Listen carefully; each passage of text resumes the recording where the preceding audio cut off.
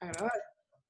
Bueno, el día de hoy les quiero agradecer por estar conectados a esta actividad virtual organizada por la Asociación de Estudiantes de la Sede Occidente. Agradecer especialmente a la compañera Alejandra, que es quien ha organizado y hecho todo el contacto con Esteban para que estemos hoy aquí. Sin más, les digo que hoy vamos a estar hablando sobre el tema de el, la autogestión, la autonomía y la libertad alimenticia. Entonces, sin más, procedo a decir algunos datos sobre la biografía de quién es Esteban Paniagua. Dice que es máster en filosofía, con 8 años de experiencia en docencia universitaria, 2 años en proyectos autónomos. Actualmente es agricultor orgánico. Funge como el coordinador de la Cátedra Virtual Autónoma de Filosofía Política, lo cual comprende un proyecto de docencia abierta en la que también participa mediante el diario digital Más allá de la cortina, que presenta información contrahegemónica ante la violación de derechos, noticias internacionales, feminismo, memoria histórica, escuelita básica de filosofía y poesía. Dice que también es encargado del curso Desmontando los mitos de la filosofía política occidental. Y aquí me perdona la palabra, exordio. ¿Me puedes? Exordio, ok, correcto. Frente a la muerte de la filosofía política. El proyecto de educación popular, cursos, talleres para grupos organizados que requieren llevar procesos educativos afines a una noción de educación horizontal, que en ocasiones puede llegar a ser gratuito. Entonces, pues tenemos acá al máster Esteban Paniagua que nos acompaña esta noche y les quiero decir cómo va a funcionar la actividad. Primero, Esteban nos va a dar la agenda que ya habíamos compartido mediante la imagen y después, al final, vamos a hacer preguntas. Entonces, incluso pueden hacer las preguntas en el chat y yo las recopilo al final, ¿verdad? Para que no se queden esperando hasta el final y se les olvide, para que tenerlas ahí presentes. Entonces, sin más, le doy la palabra a Esteban. Bueno, tengan muy buenas noches. Primero que todo, muchas gracias por la invitación, muchas gracias por este espacio. Es un poco nostálgico ver rostros de ex estudiantes por acá, ¿verdad? Agradecerle a ella que fue estudiante en los procesos en los que yo participé en la carrera de trabajo social. Un exordio es como una parte del inicio de algo. Entonces es como un exordio frente a la muerte de la filosofía política, como un discurso frente al inicio de la filosofía política. Por otra parte, ¿cómo es que se llama? Bueno, quería agradecerles, ¿verdad?, a la asociación por este espacio. Hay conceptos que son contradictorios. Bueno, primero que todo, la exposición del día de hoy está dividida en 4 partes, ¿verdad? La única libretita que traigo es esta, en estas 4 partes. La primera se llama libertad y evaluación. La segunda, autonomía y autoevaluación. La tercera, autonomía alimentaria frente al capital. Y la cuarta, autogestión y autonomía alimentaria. Al referirnos a libertad y evaluación, es necesario aclarar que hay conceptos que en la filosofía tradicionalmente son entendidos como contradictorios. Uno de esos pares de conceptos son el ser y la nada. El ser y la nada se oponen desde la concepción misma de la filosofía griega. En el mundo griego no existía una noción de generación espontánea. O sea, el ser surgía del ser. No existía la posibilidad de que surgiera del no ser. Entonces, el principio o el arjé de todas las cosas era filosofado desde distintas ópticas. Entonces, Tales de Mileto decía que el principio de todas las cosas es el agua, que Anaximandro decía que el principio de todas las cosas era el infinito, Anaxímenes que era el aire infinito, así, etcétera. No existía la posibilidad de que el ser surgiera del nada. Y eso marca toda la filosofía occidental. O sea, hay una separación entre el ser y el no ser. O se es o no se es. Este carácter que es absolutista de la filosofía, vemos que es totalmente excluyente, se es o no se es, o sea, no existe la posibilidad de algo relativo, se es o no se es, llega a ser contradecido en la primera mitad o contradicho en la primera mitad del siglo XX por Jean-Paul Sartre. Entonces Sartre, este filósofo francés existencialista, que fue compañero existencial de Simone de Beauvoir, una de las principales exponentes del feminismo en la primera mitad del siglo XX, expone en su libro El ser y la nada. Es una contradicción muy grande hablar del ser y la nada. ¿Y en qué sentido nos habla Jean-Paul Sartre del ser y la nada?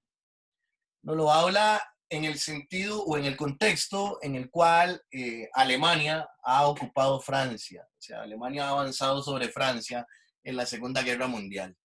Entonces, Jean-Paul Sartre ya no está escribiendo dentro de la universidad donde trabajaba, sino que se ubica afuera de la universidad, en un café, y mientras está escribiendo El ser y la nada, que es una contradicción tan grande en la filosofía, levanta su mirada y lo único que mira es donde pasan los gendarmes nazis.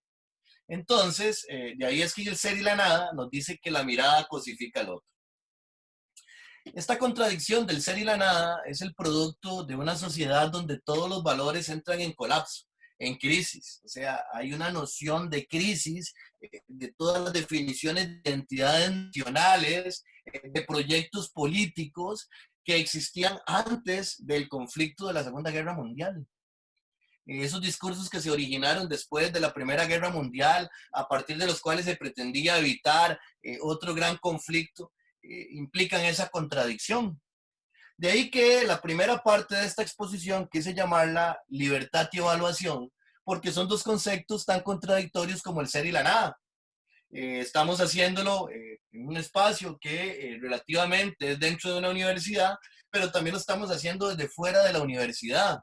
Y lo estamos haciendo también en un contexto de guerra mundial, en un contexto donde todos los valores occidentales están en crisis, donde las identidades, tanto individuales como colectivas, están en colapso, están colapsadas, donde todo lo que hemos concebido como el proyecto de la humanidad occidental o que nos han hecho concebir desde las visiones coloniales está siendo derrumbado, está cayéndose a pedazos aceleradamente, donde Estados Unidos está siendo derrotado en la Tercera Guerra Mundial, donde las élites costarricenses le apostaban y le siguen apostando a las políticas occidentales estadounidenses y aprovechan herramientas como el COVID-19 para imponernos aislamientos sociales, para debilitar las relaciones humanas, fracturar las relaciones humanas aún más de lo que han sido fracturadas ideológicamente a partir de los discursos del capitalismo salvaje, que se generan y comienzan a incentivarse como tales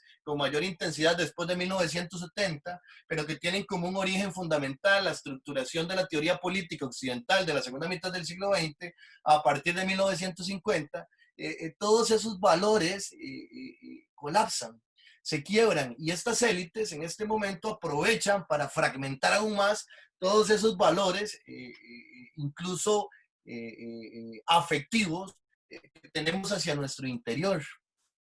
Y entonces vemos que, por ejemplo, dan un bono proteger, que a largo plazo va a ser una excusa para decir que las instituciones públicas quebraron por el bono proteger, por el COVID-19, no por su mala gestión. Y que vemos que en la calle ya no podemos saludarnos de un abrazo, ya no podemos darnos un beso. O sea, lo que podemos es tocarnos las manos. ¿Cuándo? Cuando vamos a pagar, porque el capital se toca, el capital se chinea, el capital se alimenta, el capital se besa, con el capital se tienen relaciones eróticas. Todo lo que concierne a nuestras relaciones comerciales puede seguir intacto, nuestras relaciones humanas no. ¿No se han puesto ustedes a pensar este factor? Actualmente, personas de funcionarios y funcionarias públicas de gobiernos como Rusia y Alemania han sacado informes donde han evidenciado que el mundo exageró la letalidad del COVID-19. No es que el COVID-19 no exista, sí existe y es letal para determinados sectores poblacionales, pero el modo en el que se nos vendió el COVID-19 ya surtió el efecto esperado en Europa y en Estados Unidos. ¿Por qué? Porque si ustedes ven, esta misma plataforma que estamos utilizando enriqueció a una élite. Si ustedes ven la venta de desinfectantes, la venta de mascarillas, Amazon, o sea, todos los grandes, de las grandes élites comerciales, se enriquecieron. Pónganse ustedes a ver un poco de noticias internacionales y se darán cuenta que a partir de junio, en Europa y en Estados Unidos, el COVID-19 es una noticia de segundo orden. Y ahora es más importante el arribo de los buques petroleros a Venezuela, ya es más importante las manifestaciones en Estados Unidos, pero el COVID-19 pasó a un segundo plano. Ya se habla de otra manera del COVID-19. Y si bien el COVID-19 está a la cabeza de muertes en lo que va del año, eh, eh, eh, tampoco es que, porque estamos en una pandemia, evidentemente, tampoco es que ha sido una cuestión desbordante como se esperaba. Solo en Latinoamérica, o en nuestra América, pues llamamos para diferenciarnos del Destino Manifiesto, desde José Martí, autores como Horacio Ceruti, el COVID-19 sigue siendo un tema fuerte, porque es un tema que se utiliza para un control social, porque es un tema que se utiliza para privatizar. Nos tratan de desviar incluso de lo que realmente sucede y decirnos que Nicaragua es la culpable de que el COVID-19 se expanda en Costa Rica. Cuando el COVID-19, ya lo estamos viendo en Europa y en Estados Unidos, está llegando a ser algo en segundo plano. Pero entonces nos fractura esas relaciones. Y de ahí que estas contradicciones fundamentales, como las que estudió Jean-Paul Sartre en la primera mitad del siglo XX, sean necesarias de analizar y de estudiar en este inicio de la tercera década del siglo XXI. Entonces, la libertad y la evaluación. ¿Qué es la evaluación? ¿Qué podríamos hablar de la evaluación? ¿En qué sentido nos referimos a la evaluación?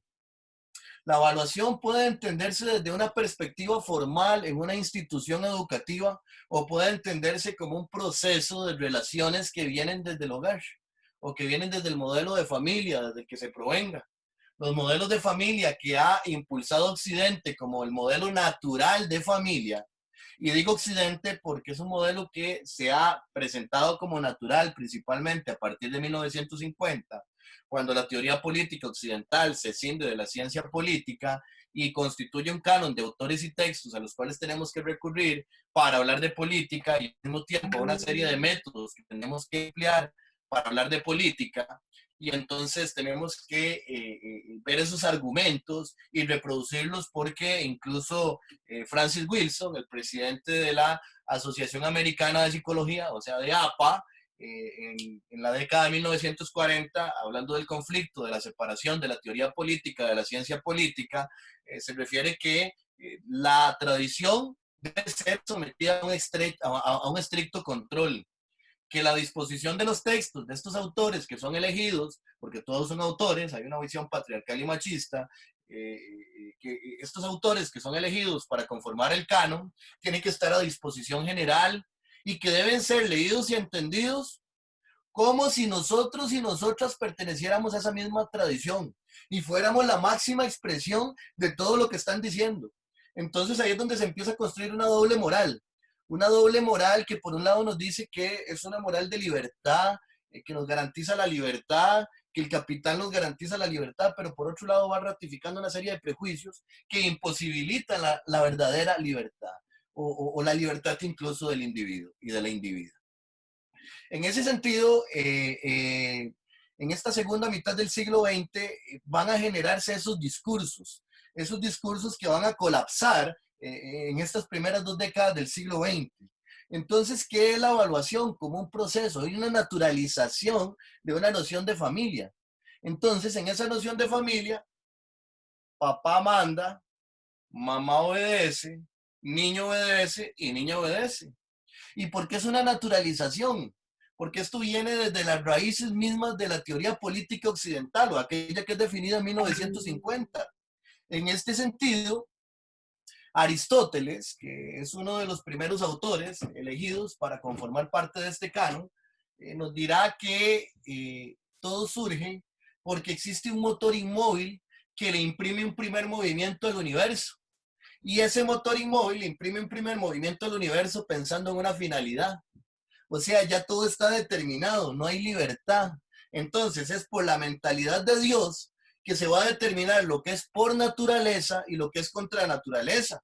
Entonces las cosas tienen un movimiento que es natural. Si las cosas son pesadas, caen.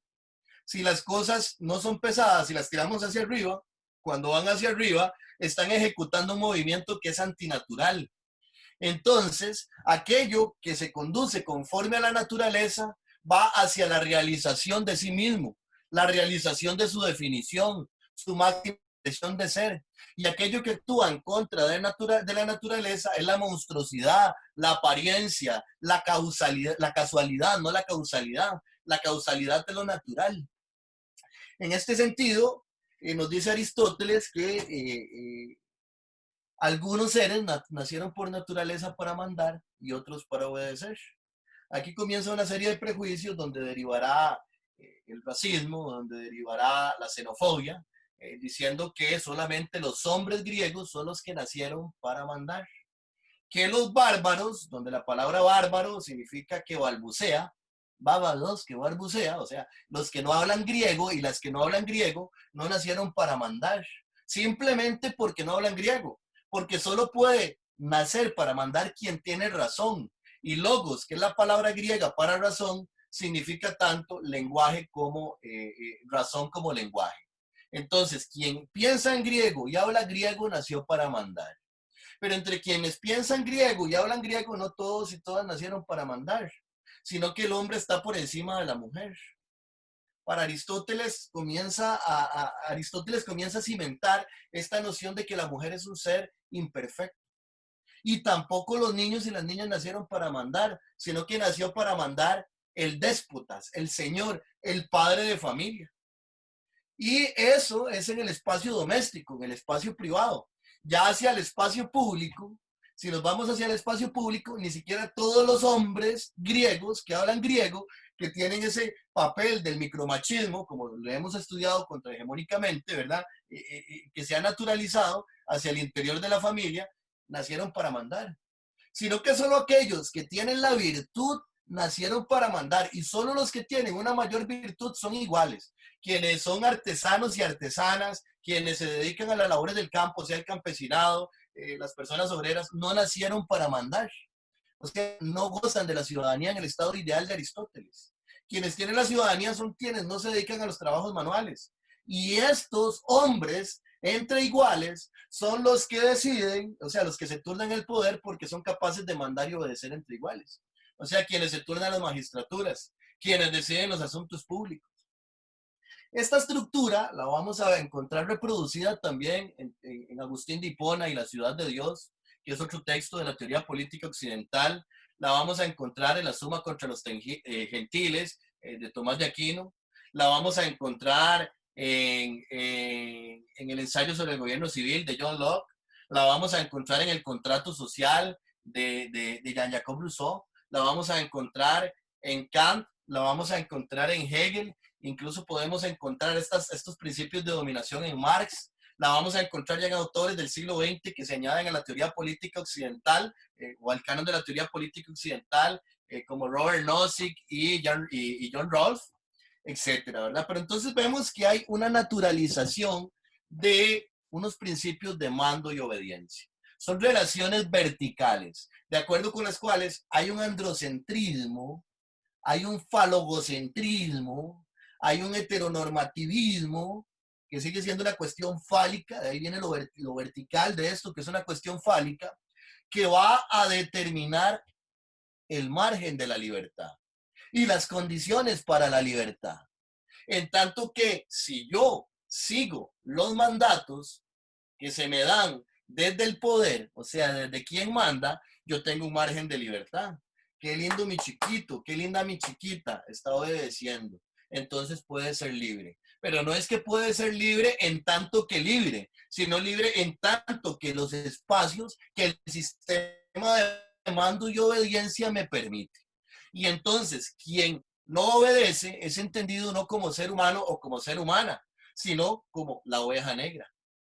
Entonces, si es oveja negra, dentro de esa noción occidental, que es una noción también de acuerdo con la cual el hombre está por encima de la naturaleza y debe someterla a su mandato, etcétera, que lo vamos a ver más adelante, el animal es irracional y el hombre es racional. Por lo tanto, el hombre está por encima de lo animal y es superior a lo animal. Entonces, si es una oveja negra, si es un animal, si es parte del rebaño, debe ser castigado o castigada para que se encauce por el camino del rebaño. Y si se encausa por el camino del rebaño, entonces tendrá libertad. Estos son los principios básicos del realismo político que podemos identificar en Hobbes, que podemos identificar en Maquiavelo, o ya directamente en el siglo XX en autores como Carl Smith. Entonces, vean ustedes qué interesante. Aquí estamos hablando de libertad. Se nos ha hablado de que la libertad va en relación de la obediencia, desde el hogar, y esto se llega a ratificar en la escuela y en el colegio. Entonces, ¿qué pasa? Si yo obedezco, tengo una buena nota. Si yo obedezco, soy cuadro de honor. Si yo obedezco, soy bueno. Si yo no obedezco, me dan faja. Si yo no obedezco, me castigan. Si yo no obedezco, recibo cualquier cosa porque me estoy desproveyendo de la razón natural. O sea, esa razón natural que Dios me dio para que yo actúe de acuerdo con las relaciones de mando y obediencia. O sea, la libertad en tanto que libertad no existe porque no existe la posibilidad de otro tipo de organización social. Vean ustedes qué diferencia, por ejemplo, si nuestras sociedades no se hubieran naturalizado de esta manera, e incluso dentro de una noción de familia nuclear, heteronormada, etcétera, papá y mamá se sentaran en condición de igualdad con los niños y las niñas a decidir sobre los problemas de la economía, sobre los problemas familiares, donde no fuera papá el que llega y manda, o mamá la que llega y pega, y mamá pega, y papá manda, y mamá manda, entre todos, el niño y a la niña, de 3 y 4 años, 5, 6 años, el adolescente de 12, 13 años se le pregunta, ¿usted qué opina? Mira, ahora con el COVID-19, mamá está trabajando el doble porque no puede perder el trabajo porque si no, no comemos. Papá está desempleado. Mira, tenemos que reducir los gastos. ¿Qué piensan ustedes? ¿Dónde podemos comenzar a recortar los gastos? Vean la potenciación de la gestación de la libertad en relaciones de horizontalidad desde el mismo hogar. Pero no se nos dice esto. Se nos dice, usted posteó una foto en ropa interior en las redes sociales. Ahora le voy a castigar y le voy a quitar el teléfono celular. Mira, usted dejó eso botado ahí en la sala. Ahora no le voy a dar plata el fin de semana. Mira, no lavó los trastes. Entonces ahora no va a salir con fulanito o fulanita el fin de semana. El tipo de relaciones al que nos han acostumbrado son relaciones de mando y obediencia. Y para ser libres, entonces, necesitamos fingir. O sea, lo que aquí se ratifica es lo políticamente correcto. O sea, yo sé que tengo que fungir un papel, ponerme una máscara y fingir algo para obtener lo que quiero. Y esto se traslada al sistema educativo. ¿Por qué se traslada al sistema educativo? Porque en el sistema educativo se nos fracturan todas las relaciones sociales. ¿En qué sentido? ¿Qué es la exposición? ¿Qué es la exposición? La exposición es una de las expresiones más hermosas de la humanidad. Si la exposición, la humanidad no fuera humanidad, no hubiéramos salido de las comunidades paleolíticas, no hubiéramos establecido ciudades. ¿Por qué? Porque la exposición tiene un vínculo. El vínculo natural o el vínculo real de la exposición es el amor. Es el amor por la humanidad. Es el deseo que yo tengo de comprender al otro o lo que está exponiendo el otro o la otra. Es ese deseo. Es esa necesidad de comprender a quien está interactuando conmigo. Existen distintos modos de comunicación. Este es uno, la exposición. Pero ¿qué pasa en el sistema educativo con la exposición? La exposición entra dentro de ese margen de hipocresía, dentro de ese margen de doble moral. Entonces, como es un requisito, yo ya tengo que estar aquí, viendo a quien está exponiendo, a veces pensando, ¿por qué no se quedará callado o se quedará callada? a veces pensando en el problema que tengo en la casa, a veces simplemente deseando, oye, que pase la hora para salir, pero estoy aquí, poniendo atención, porque es un requisito. Entonces el vínculo humano que yace en la exposición, lo perdemos. Ya no escuchamos una exposición como lo que venimos a hacer aquí. O sea, aquí las personas que están porque lo decidieron. No hay una coacción, no hay una nota, no hay un requisito de un aula, no hay un requisito de un profesor o una profesora para estar aquí. O sea, yo estoy porque vine haciendo un ejercicio pleno de mi libertad. Estoy ejecutando un acto moral, porque el verdadero acto moral es aquel que se ejecuta sin amenaza de castigo. Entonces, si yo decidí venir y estar presente aquí, lo estoy haciendo porque estoy ejerciendo mi libertad. Pero si yo estoy en un aula porque estoy obligado a estar en esa aula, no estoy ejerciendo mi libertad. Estoy actuando por coacción. Pero lo estoy actuando porque desde pequeño y pequeña se me han acostumbrado a que yo tengo que fingir para obtener lo que quiero. E incluso ya no sé ni siquiera qué es lo que quiero. Lo que la sociedad ha decidido que yo tengo que querer para ser libre. Entonces ahí es donde yace la evaluación, el problema de la evaluación. Y esto se transmuta a otro tipo de relaciones sociales. Entonces ya no solamente en los ejercicios de exposición, sino también en los ejercicios de diálogo. Ya somos incapaces de dialogar. El sistema como tal fractura nuestra capacidad de dialogar. En Costa Rica, por ejemplo, no se puede discutir de política. Se han fracturado las relaciones humanas al discutir de política. Evidentemente con una intención de fondo, de que el pueblo no se empodere y recupere el derecho legítimo de resistencia que le ha sido cercenado. Entonces, si discutimos de política, sucede que es como discutir de fútbol.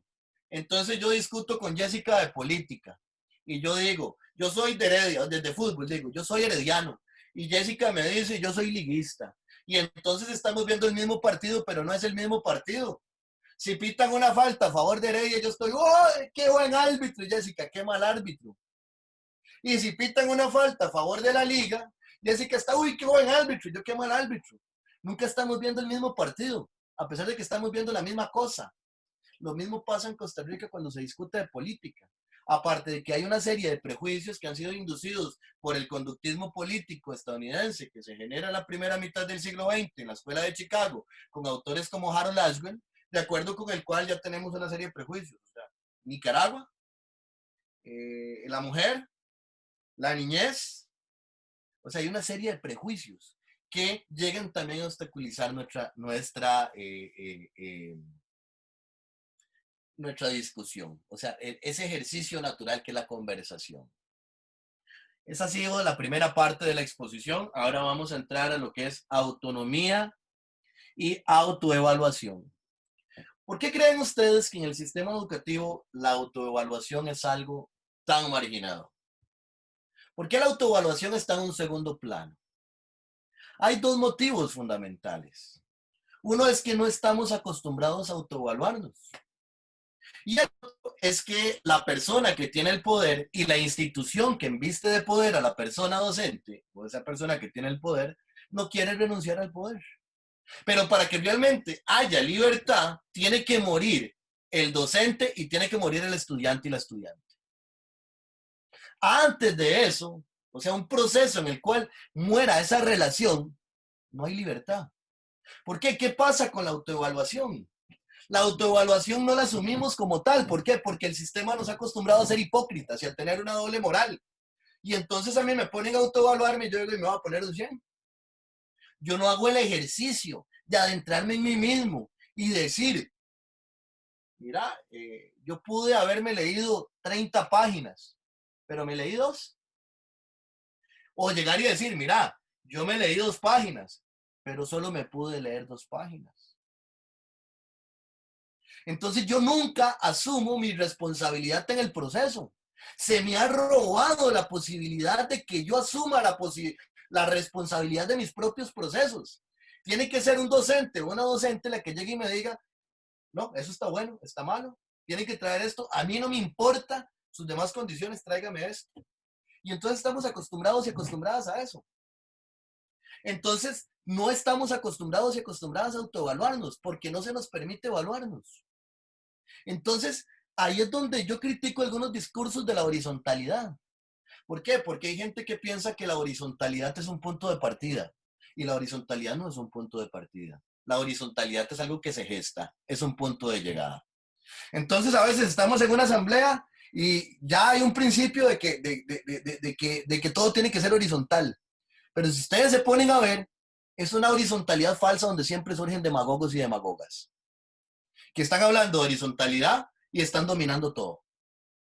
¿Por qué? Porque cuando la gente ha vivido un proceso que le ha llevado a la autodeterminación, que le ha llevado a la autonomía, no va a permitir que surjan esos demagogos y esas demagogas. Pero si no los ha llevado y se les da esa libertad de autoevaluarse, de autodeterminarse, no tienen las herramientas.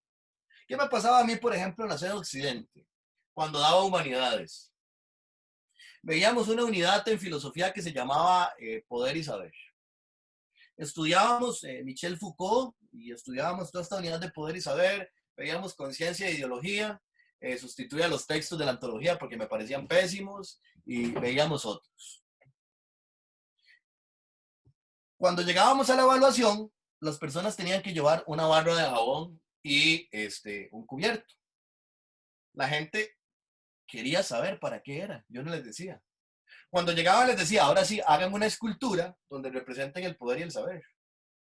La gente quería normas. La gente quería que le diera indicaciones. ¿Por qué? Porque estamos acostumbrados y acostumbradas a que nos den directrices, porque estamos acostumbrados y acostumbradas a relaciones de mando y obediencia. Dígame qué tengo que hacer, necesito que me lo digan.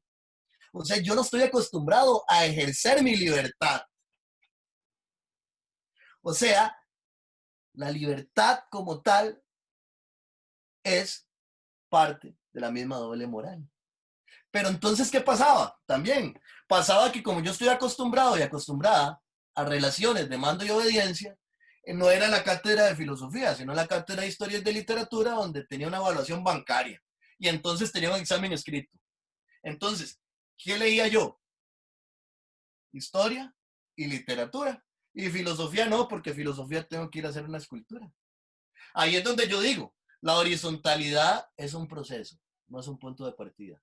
O sea, la horizontalidad es algo que se gesta porque implica una transformación de la persona y del colectivo. En ese sentido, vean ustedes qué interesante. Había un espacio donde se potenciaba el desarrollo de la libertad, pero la gente no tenía la capacidad de desarrollarlo. Entonces, ahí es donde yace la importancia de que para adquirir una verdadera autonomía aprendamos a autoevaluarnos. Y autoevaluarnos con toda conciencia, con toda claridad. ¿Por qué? Porque nadie es capaz de evaluarme mejor que yo mismo. Ese es el principio de la Cátedra Virtual Autónoma de Filosofía Política. En el programa del curso y en los documentos de inicio de la cátedra así lo habla. Aquí no hay evaluación. La evaluación grupal es solamente de la cátedra y del curso. Pero aquí nadie evalúa. Yo como docente tengo la misma capacidad de evaluarme, o sea, la misma potestad y el mismo poder de evaluarme que cualquier otra persona. ¿Por qué? Porque es la autoevaluación. Es lo que decíamos. Si yo tengo sugeridamente una lectura de 30 páginas, e hice la lectura de 30 páginas, me puedo sentir muy bien. Pero si hice solo la lectura de 5 páginas y no pude de verdad leer las demás porque tenía unos problemas existenciales, porque tenía otras cuestiones de la vida, también estoy bien. Pero vean ustedes qué interesante, el sistema nos niega todo lo complejo que puede ser nuestra existencia. Simplemente tenemos que cumplir los requisitos que se nos mandan desde arriba. Y de ahí es donde vienen las fracturas en las relaciones humanas, en las relaciones sociales, las fracturas hacia el interior de la subjetividad. Porque yo me siento mal porque no puedo cumplir con los requisitos. Porque yo me siento mal porque se me pide que vista de una manera y yo quiero vestir de otra. Que se me exige que yo tenga determinada preferencia sexual. Que se me exige que yo tenga determinado pensamiento. Que se me exige que yo hable con determinado lenguaje. Y yo no quiero o no puedo. Entonces, ¿qué mejor que para gestar la libertad y la autonomía que la autoevaluación? Cuando yo soy consciente de qué es lo que yo quiero. Cuando yo soy consciente de qué es lo que yo doy. Cuando yo soy consciente de qué es lo que yo hago. Entonces, cuando yo comienzo este proceso, realmente comienzo a romper sesgos. Como lo decimos en el diario Más Allá de la Cortina, decimos rompiendo sesgos informativos. Aquí es rompiendo sesgos ideológicos. ¿En qué sentido? En el sentido de que mi accionar me dice que yo soy libre en tanto que cada uno de mis actos vaya conforme a determinados principios éticos que me son impuestos desde afuera, por el gobierno, por la universidad, por la religión, por la policía, etc. Pero si yo soy capaz de autoevaluarme, yo soy capaz de imponerme mis propios principios éticos y actuar de acuerdo con mis propios principios éticos. Y cuando yo decido de acuerdo con mis propios principios éticos, yo llego a ser una persona autónoma. Antes no. Por más que se me diga que una asamblea es igual, si yo no soy una persona autónoma y si las personas que están conmigo no son personas autónomas o en proceso de autonomía, no se puede ser horizontal. En tanto que no estamos acostumbrados, venimos de un sistema vertical que tenemos que deconstruir primero para llegar a la horizontalidad. En ese sentido, es lo que hablamos de que la horizontalidad es un punto de llegada, no un punto de partida. Vamos a pasar a la tercera parte, donde vamos a hablar de autonomía alimentaria frente al capital. ¿Cómo recuperar la autonomía? Ya cuando estamos en un proceso de autoevaluación, existen muchos mecanismos. Por ejemplo, el feminismo es un mecanismo que ayuda a recuperar la autonomía, recuperar mi propio cuerpo, recuperar mi pensamiento. Algunas perspectivas críticas de pensamiento me ayudan a recuperarme a mí. Yo el día de hoy les quiero hablar de una forma específica, no de la forma, o sea, de una forma específica para recuperar la autonomía. Y es recuperar la autonomía alimentaria. ¿Por qué la autonomía alimentaria? Porque nos tienen controlados y controladas a partir del cuerpo, en muchos sentidos. Y si lo vemos desde la alimentación, hay una relación directa entre la alimentación y la salud. Y eso implica que no es nada extraño que se haya dado una fusión entre Monsanto y la Bayer. O sea, son un mismo emporio Monsanto y la Bayer. Entonces, ¿qué pasa cuando Monsanto y la Bayer se convierten en un mismo emporio? La Monsanto genera semillas alteradas genéticamente y genera una serie de agroquímicos. Los gobiernos locales se encargan de decirle al campesinado que solamente pueden sembrar empleando estos agroquímicos y estas semillas. Entonces, los préstamos y los seguros, etcétera, se dan a los que cumplan y a las que cumplan con determinados estándares. Y por otra parte, en el plano más sedimentado de la ideología, las mismas personas que siembran llegan a pensar que no pueden sembrar sin agroquímicos, porque si no va a llegar una plaga y me va a dañar los productos. Pero ¿qué pasa con los agroquímicos? O sea, ¿hace cuántos años hay agroquímicos? O sea, quiere decir que cuando la humanidad pasó del paleolítico al neolítico y comenzó a desarrollar la agricultura, necesitó de agroquímicos. Quiere decir que si eso se va dando por ahí del 8000, 7000, antes de la era actual, durante los siguientes 7000 años se necesitó agroquímicos. Quiere decir que la producción agrícola como tal, durante los últimos 2000 años ha necesitado agroquímicos. No. Quiere decir que hay un modelo de agricultura que va pegado al capitalismo, de acuerdo con el cual hay que arrasar con la naturaleza y sembrar lo máximo posible. Y quiere decir que yo tengo que vender bajo una lógica. Tener una menor probabilidad de perder mi cosecha, invertir menos y ganar más. O sea, es la lógica del capitalismo. El capitalismo es un juego de niños y de niñas. ¿En qué se resume el capitalismo? El capitalismo se reduce en un círculo. O sea, hay una persona que está jugando como con Legos, mezcla una serie de elementos para iniciar un proceso de producción, buscando que el proceso sea lo más corto posible que tenga que invertir la menor cantidad de recursos, que sea lo más seguro posible para no perder lo que se produce, para llegar a un mercado, a un proceso de venta y vender lo más rápido posible, en el mayor precio posible, para obtener una mayor ganancia. Y entre mayor sea la ganancia, mejor va a ser el proceso. O sea, la ganancia va a determinar la efectividad del proceso. No hay ética, no hay política, es esa doble moral del mande y obedezca. O sea, lo que me interesa es vender, porque vendiendo voy a gestar mi libertad. Vean ustedes qué interesante el discurso del capital. Nos roba la libertad a partir de una serie de sesgos verticalistas, pero nos ofrece una falsa libertad. Y para que nosotros y nosotros nos adecuemos a esa falsa libertad, ¿qué impulsa? La doble moral. Entonces tenemos socialmente esa doble moral. Pero entonces las personas campesinas piensan que no pueden sembrar sin agroquímicos, que la agricultura orgánica es muy difícil, porque ¿qué pasa si se me come, por ejemplo, una mosca blanca me daña un cultivo? ¿O qué pasa si un pulgón me daña un cultivo? ¿O qué pasa si un mildio, un oidio, me cae como un hongo en el tomatal? Pero existe una serie de insumos orgánicos que podemos preparar para prevenir estas plagas y para contrarrestar estas plagas. Pero ¿por qué es que se incentiva tanto el consumo del agroquímico? Porque el agroquímico, al igual que las grasas transgénicas, van a dañar la pared intestinal. ¿Y qué pasa cuando se daña la pared intestinal? Pasa que la pared intestinal filtra todos los nutrientes para el resto del cuerpo. ¿Y qué quiere decir que filtra los nutrientes para el resto del cuerpo? Quiere decir que si se filtran adecuadamente, existe menos posibilidad de triglicéridos, presión alta, presión baja, colesterol, de padecer azúcar en la sangre. Incluso la esquizofrenia está relacionada con la capacidad de permeabilidad del intestino.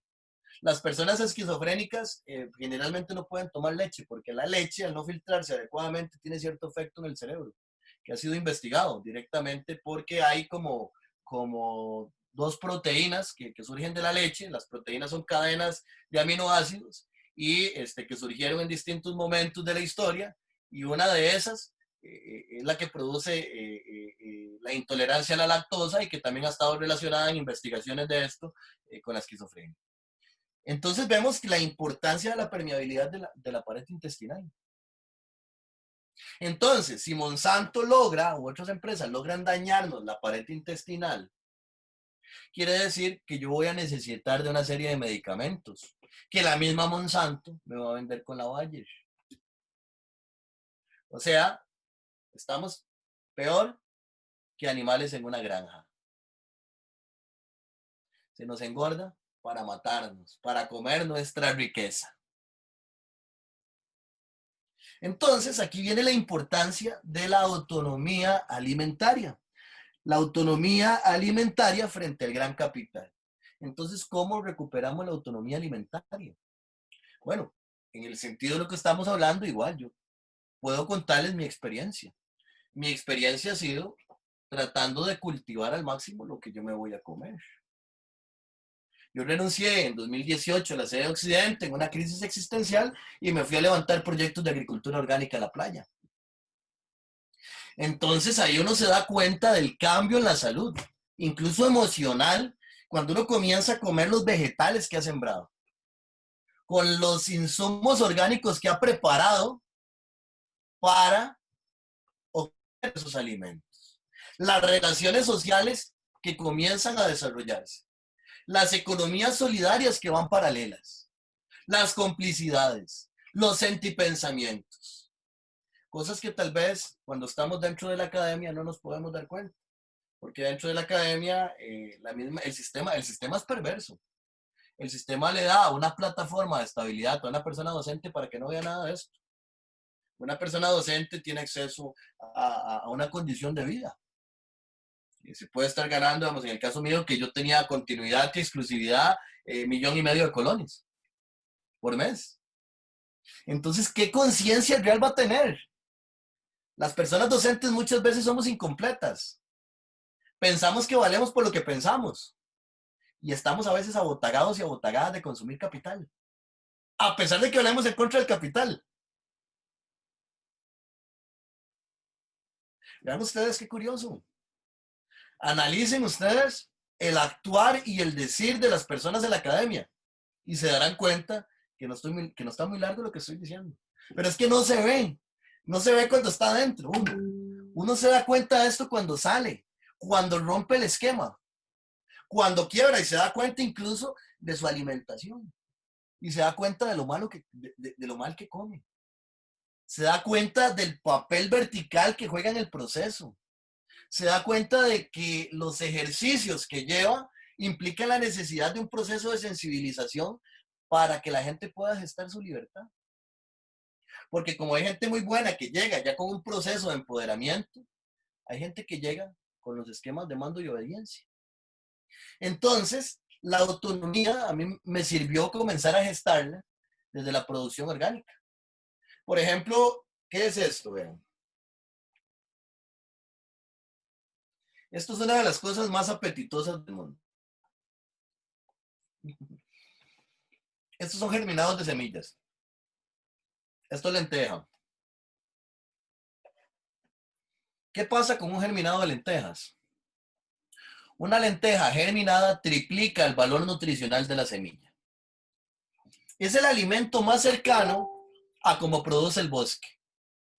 ¿Por qué? Porque esto simplemente es una semilla germinada. Al estado natural no tiene ni tierra. Es la semilla germinada.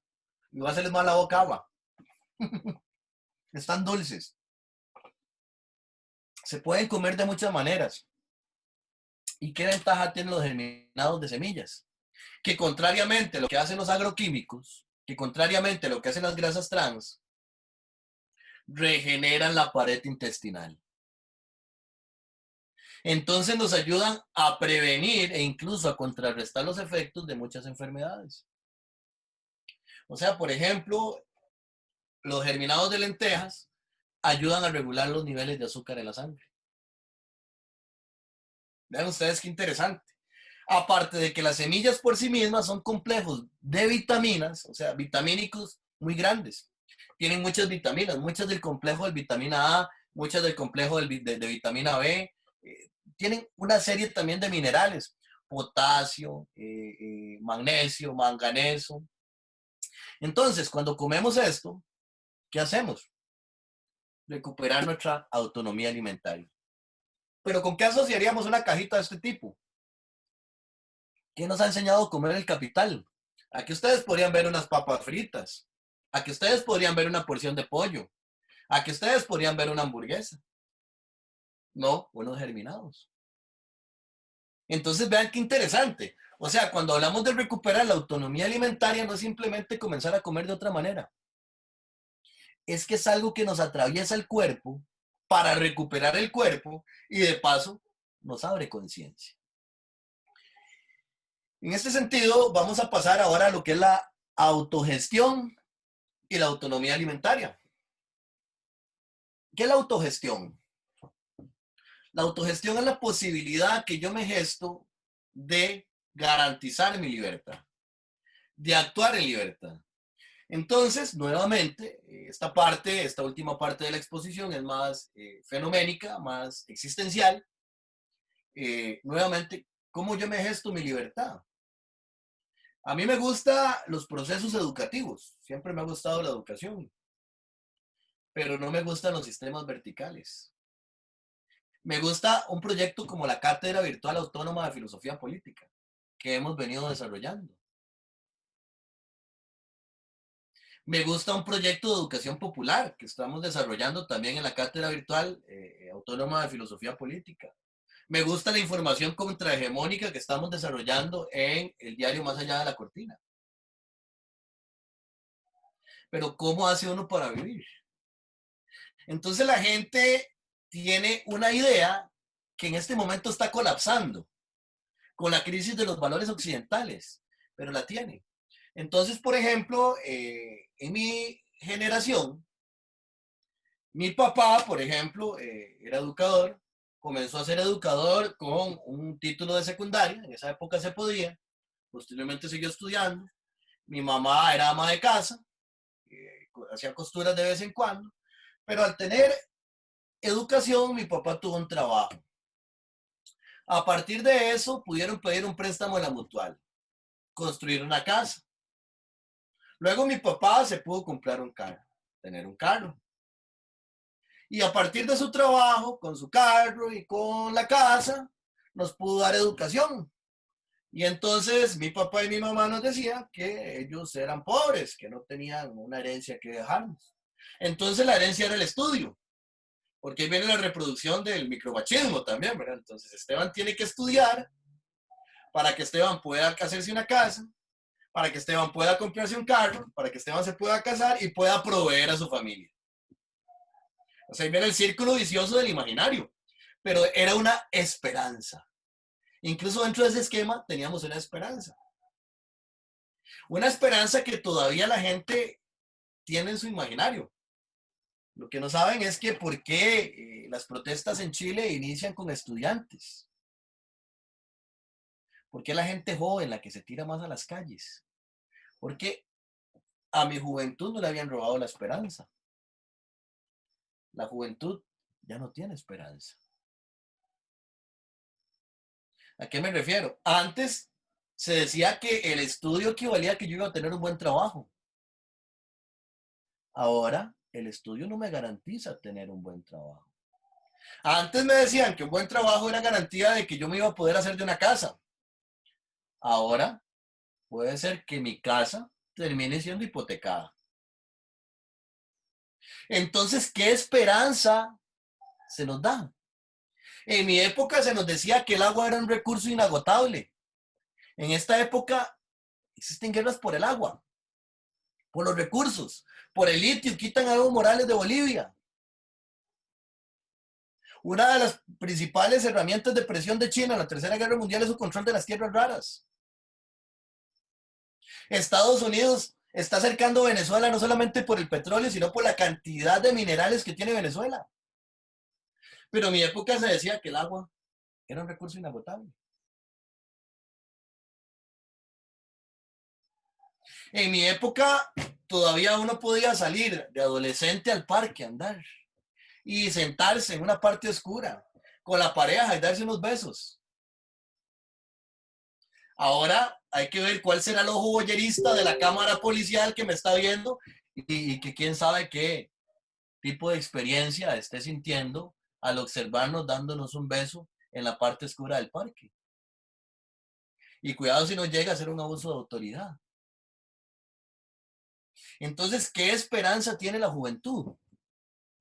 Sin embargo, se nos sigue diciendo que ese es el proyecto al que le tenemos que apostar, que ese es el sentido de nuestra vida, que nuestra vida, el sentido de nuestra vida es estudiar, trabajar, tener un buen trabajo. ¿Para qué? Para tener consumo, consumo, consumo. La hamburguesa, la pizza, la Coca-Cola, el mall, el helado, las tenis Nike. Y entonces, ¿qué es la felicidad que yo tengo que darle a mis hijos e hijas? ¿Qué pasa, por ejemplo, si fuera de esta crisis, que ya es una crisis total de todos estos valores, pongámoslo antes del COVID-19, qué pasa si papá trabaja y mamá trabaja en una familia nuclear, heterosexual, llega el fin de semana y no le dieron amor a los hijos y a las hijas durante toda la semana y que les dan una cajita feliz, una cajita con una hamburguesa, con unas papas y un juguetico. Y felicidad. Entonces vean qué interesante. Entonces, ¿para qué es que nos autogestionamos? ¿Nos autogestionamos para la libertad o nos autogestionamos para el capital? Por ejemplo, ahora que tenemos la campaña de venta de germinados, ¿qué sucede? A veces vamos a dejar 3 canastitas de germinados a una casa y nos dan 3 horas conversando. Entonces un día nos pasó que llegamos con una señora que estaba totalmente consternada por el COVID-19, cuando le entregamos las cajitas y le hablamos de Monsanto, nos invitó a pasar, nos hizo café. Comenzó a preguntarnos sobre política nacional y terminamos hablando de política mundial. Si fuera una relación mercantil, la autogestión hubiera sido una pérdida. Porque fueron 3 horas de inversión de tiempo, aparte de las de transporte, aparte de las de producción, por 3.000 colones. Pero la ganancia en el valor de uso, que es algo que se ha olvidado, ¿sí? La economía y la política no tiene precio. Ahí es donde está la raíz de lo que venimos hablando, de la doble moral. O sea, imagínense, hay una distinción entre un valor de uso y un valor de cambio. Y lo que importa es el valor de cambio. ¿Dónde yace nuestra existencia? ¿Qué sentido le estamos dando a nuestra existencia? O sea, ¿qué es lo que yo necesito para vivir? Yo necesito un carro, ¿no? Tal vez si estuviera en la montaña y tuviera que sacar un producto, necesito un medio de transporte. Yo necesito una casa lujosa, ¿no? Ni me gusta limpiar mi cuarto, ahora imagínense limpiar una casa lujosa. Yo necesito sentirme bien porque puedo ir a un mall. No, nunca me ha gustado. Pero ¿qué es lo que me dice el sistema?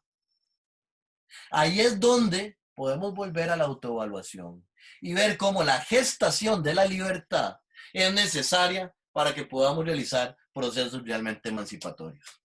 Bueno, con esto ya voy a dar por finalizada la primera parte de la actividad, que era como la provocación que traía, y podemos abrir el espacio para el diálogo.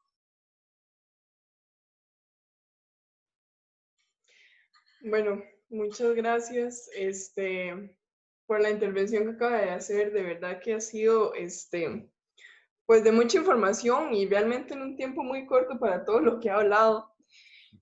Por acá tenemos una pregunta que nos dejan que dice, desde una perspectiva mundial, ¿qué remedios se le puede aplicar a un país primermundista con falta de autoevaluación?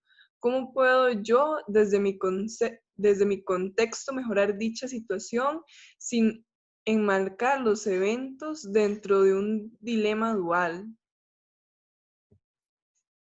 Qué rico arroz con pollo con semilla germinada. Sí, los arroces, todo, las semillas germinadas sirven para un montón de platillos.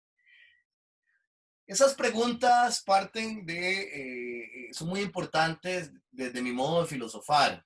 Yo parto para filosofar desde una perspectiva filosófica que se llama la filosofía situada. La filosofía situada no visualiza la filosofía como un canon de autores y textos que yo tengo que entender para pertenecer a una élite, que podemos hablar de Platón, Aristóteles, etc. Se llegan a comprender esos autores evidentemente para criticarlos.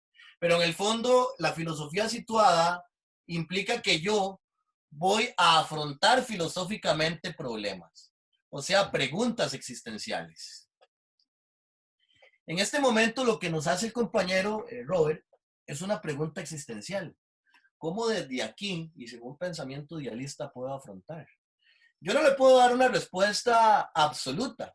Le puedo dar respuestas que a mí me han funcionado. Primero que todo, yo me he dado cuenta que yo no puedo mover la pared. Yo no puedo mover la pared. Pero yo puedo mover una canasta de germinados. Y la puedo transportar. Y la puedo llevar. Y con la canasta de germinados puedo llevar un mensaje.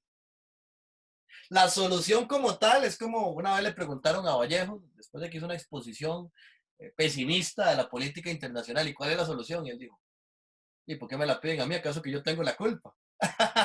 Pero sí tenemos pequeñas soluciones. ¿Qué son las pequeñas soluciones? Por ejemplo, la Cátedra Virtual Autónoma de Filosofía Política, que por cierto tiene mucha sangre de la sede Occidente, les cuento. Con nosotros y nosotras están 3 personas de la sede Occidente que han pasado por la sede Occidente. Está Javier Carvajal, más conocido como Raga, por si lo conocen. Está Ivania Rojas, de Historia, bueno, de Estudios Sociales. Y está Yanela Castro, también de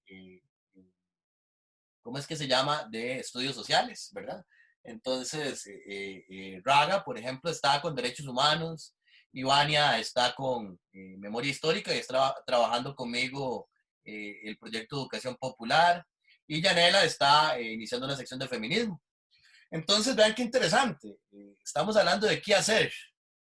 Todo comienza en una conversación, en medio del aislamiento social, y nos damos cuenta de que es una terapia de shock, una terapia de ruptura, una terapia donde las personas críticas están aisladas y hasta incluso pueden dudar de si su percepción del mundo se sujeta a la realidad. ¿Y qué necesitamos? Del encuentro, del diálogo. A partir de eso, ideamos dos proyectos. Uno que se llamaba, o se llama, no sé, Bioresistencias ante el imperio de la ley, nuevos retos globales. Y otro que se llama Cátedra Virtual Autónoma de Filosofía Política. En la cátedra comenzamos con un curso. O sea, montamos un curso a partir de las últimas investigaciones que he realizado para la maestría, de 16 lecciones, rompiendo, o sea, en la primera lección criticamos todo lo que es la primera mitad del siglo XX, la segunda mitad del siglo XX y las primeras 2 décadas del siglo XXI. En el YouTube de la cátedra, que se llama Cátedra Virtual Autónoma de Filosofía Política, ahí subimos las clases de los cursos, por si quieren verlas. Comenzamos a reflexionar sobre nuestra situación actual. A partir de eso comenzamos a quebrar los mitos de la teoría política occidental. Conforme iba avanzando el proceso, nos dimos cuenta de que era necesario esa contención entre personas con intelectualidad, pero que también la versión de los hechos internacionales que se le estaba dando a la gente era una cortina de humo. Y entonces, como era una cortina de humo, hicimos un medio digital que se llamó Más Allá de la Cortina. Y en Más Allá de la Cortina comenzamos presentando noticias internacionales desde una perspectiva contrahegemónica. Ya llevamos casi 70 noticias internacionales. También comenzamos con una sección de poesía para reivindicar la poesía y la libertad de expresión frente al avance de la guerra y las tiranías. También comenzamos con una sección de derechos humanos, donde realizamos una denuncia de la criminalización de personas por parte del Estado, ¿verdad? Personas que están defendiendo derechos humanos. Ya tenemos un artículo, por ejemplo, sobre la criminalización de Carlos Andrés Pérez, el empleado del Recope, que en las manifestaciones del plan fiscal fue declarado terrorista y que afrontó un proceso judicial. Tenemos 9 reflexiones que salieron el día en que entró en vigencia el matrimonio igualitario en Costa Rica, reflexiones sobre el matrimonio igualitario de la comunidad LGTBIQ. Tenemos una sección de memoria histórica donde la compañera Ivania, que está conectada, ella ha trabajado el TLC, rescatar el movimiento del TLC, y vamos a hacer una serie de encuentros para rescatar lo que fue el movimiento del TLC, que lo tenemos tan olvidado. Tiene artículos también sobre el debilitamiento institucional, donde habla de situaciones súper fuertes como Codesa en los 90s, donde se privatiza una serie de instituciones públicas, poniendo como excusa que se va a pagar la deuda externa. Y más bien, hoy en día estamos más endeudados y endeudadas y nos siguen aplicando la misma forma. Entonces venimos trabajando desde ahí. También estamos haciendo una escuela básica de filosofía política, donde estamos presentando conceptos básicos de política en 5 o 7 minutos para la sociedad en general. Tenemos una sección de feminismo que inició en esta semana, y ya hoy tenemos un artículo sobre el proyecto de ley sobre el acoso callejero. Entonces, ¿qué es lo que podemos hacer? Lo que podemos hacer es ir identificando problemas y tratando de darle soluciones, e ir juntándonos, e ir haciendo colectivo, porque en ese mismo proceso nos vamos gestando la libertad, nos vamos gestando la horizontalidad. ¿Qué pasa, por ejemplo? En la cátedra también nos dimos cuenta de que estamos viviendo un proceso en el cual estamos perdiendo el derecho legítimo a la resistencia. El pueblo está perdiendo el derecho legítimo a la resistencia. Entonces, ¿cómo lo hemos venido perdiendo? O sea, la presión policial que hubo en el combo ICE en el año 2000-2001 no fue la misma que la que hubo en 2007 para el TLC. Pero la que hubo en 2007 para el TLC no fue la misma presencia policial en las manifestaciones por el presupuesto universitario en 2010. Pero esa presión no fue la misma que la que hubo para el plan fiscal en 2018. Y después de esto nos meten el golazo autoritario, tiránico y fascista de la reforma de la ley procesal laboral, donde sectores que tradicionalmente son los que han aportado la principal presión social dentro de un realismo político para detener proyectos neoliberales, llegan a ser considerados sectores esenciales. Entonces no pueden ir a huelga. Se habla de disolver sindicatos. Se habla de que si una persona la arrestan tapándose el rostro, las penas son mayores. ¿Qué derecho de resistencia legítima tenemos? Y por eso es un eje que venimos trabajando en el curso. ¿Y cómo recuperarlo? Ah, bueno, pero para recuperarlo, primeramente el pueblo tiene que empoderarse. Porque el pueblo no está acostumbrado a ejercer su cuota de poder soberano. Entonces, ¿qué es lo que podemos hacer? No podemos mover la pared, pero iniciamos un proyecto de educación popular. Entonces, no sé si te respondo totalmente, Robert. Lo que te digo es que los problemas que vamos viendo, tenemos que irles buscando soluciones. Y conforme les vamos encontrando soluciones, más gente se va involucrando. De hecho, la cátedra es un espacio abierto donde necesitamos mucho apoyo y mucha gente, así que quienes quieran irse involucrando, bienvenidos y bienvenidas.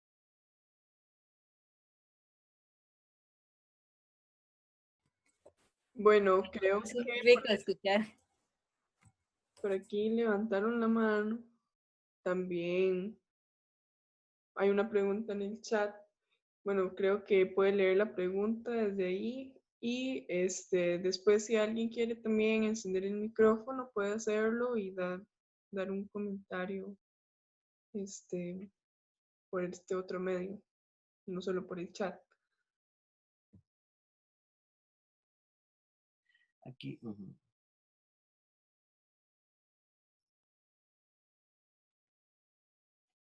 Aquí hay una pregunta, ¿verdad? También de Robert, ¿verdad? De que si el producto debería o no venderse. Es muy interesante. Hay que ver el nivel de deconstrucción de las personas.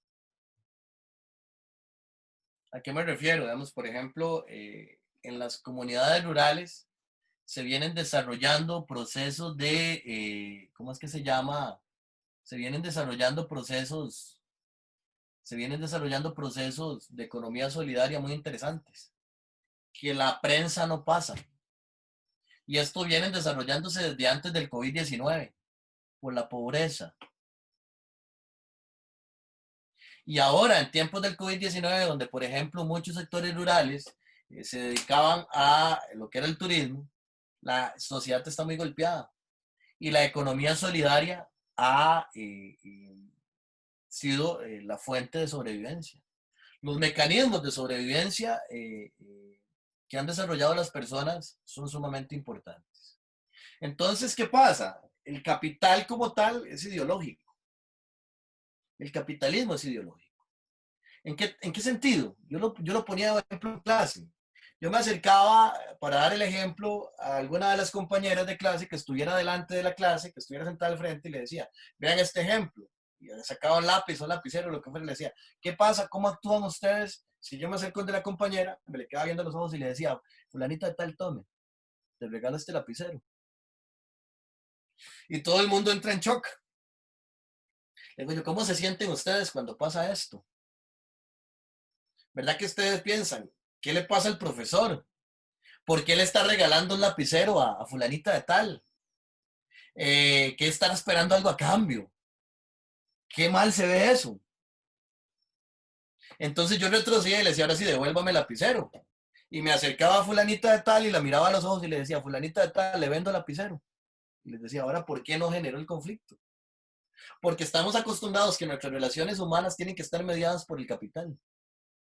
O sea, es el capitalismo el que va a determinar si una relación es correcta o incorrecta. Lo decíamos hace un momento, o sea, en el momento del COVID-19, no podemos darnos un beso, no podemos darnos una caricia, no podemos darnos un abrazo, Ah, pero sí podemos abrazar el dinero, tocar la mano cuando pagamos. Ahí sí es cierto que no se ameritan 2 metros de distancia. Entonces son iguales las censuras de las relaciones humanas en este contexto. Sumamente interesante. Ahora bien, hay otra cara del asunto. Vayamos a otro sector, salgamos del sector rural, vayamos al sector clase media urbana que tiene determinado estudio y que está trabajando. ¿Qué pasa con este sector? Es un sector que está acostumbrado, la mayoría de las veces, a que lo que vale es lo que paga. Y que lo que se le da de gratis no vale. Entonces, que para asistir incluso a una actividad que es gratuita, prácticamente no hay que invitarle y que la vea como un proceso transgresor, sino que prácticamente uno tiene que ser como un vendedor de algo que está regalando. Entonces, por ejemplo, me ha pasado que organizamos congresos que son gratuitos, dirigidos a este sector poblacional y se meten 200 personas y llegan 15. Porque como es gratis, no lo valoran. Pero cóbreles usted 10,000 colones, que es algo simbólico, porque es un sector pudiente, el que estamos diciendo, que tiene determinado acceso a la economía. Van porque pagaron. Entonces no es que hay que seguir cobrándoles, es que hay que cobrarles para hacerles ver el nivel de ideologización en el que están inmersos e inmersas. Entonces, que si hay que cobrar por lo que se vende. Si lo vemos solamente desde el plano formativo, hay que verlo con estrategia. O sea, hay un gran sector de la sociedad, clase media, que lo que se le da de gratis no lo valora. A diferencia, como decimos, sectores rurales y sectores urbanos marginales que han venido desarrollando economías solidarias, que son procesos totalmente distintos, donde la horizontalidad está cuajada totalmente, donde la autodeterminación es grande. Ahí es distinto.